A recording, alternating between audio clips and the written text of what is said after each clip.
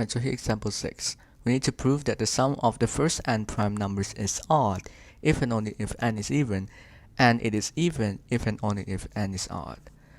Now let's recall that the set of all prime numbers will be 2, 3, 5, 7, 11, and so on.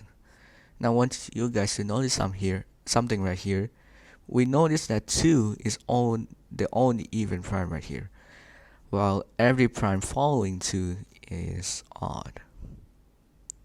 So this is actually an important key point that will help us work out this problem.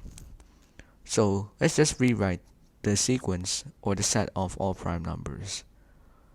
And then we're going to stop at P of n, where P of n is the nth prime number, and so on. So here we're going to find the sum of this and see whether is it even or not, depending on whether n is even or not. So notice that this is even, and then notice that there are n minus 1 remaining prime numbers that are odd. So we can rewrite this as 1 even and n minus 1 odd. Now let's just prove part A, which is when n is even. Notice that if n is even, therefore n minus 1 is odd.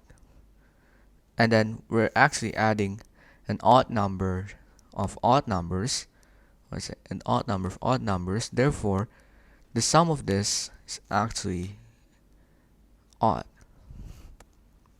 Or you can just say that odd multiplied by odd is equal to odd. And then we're adding this with even, which is, and we notice that even plus odd will be just odd. So we've done, we've proven this case when n is even. Now let's check the case where n minus 1 or n is odd, therefore n minus 1 will be even.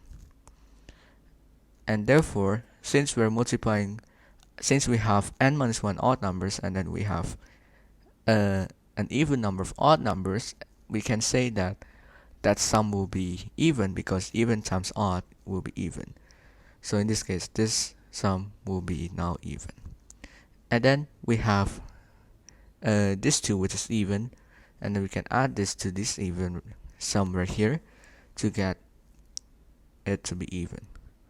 So we've covered all cases and we are done for this problem. And by the way, you can use contradiction for this. You can suppose, for part A, we can suppose it is odd if and only if n is odd. And then you can propose a contradiction right there. Same thing for part B. We can say that it is even if and only if n is even. And notice that the sum here can only be even or odd because we know that prime numbers are integers, and then the sum of a certain number of integers must also be an integer itself. So it cannot be any weird number like a rational number or an irrational number or something like that. And this ends this video.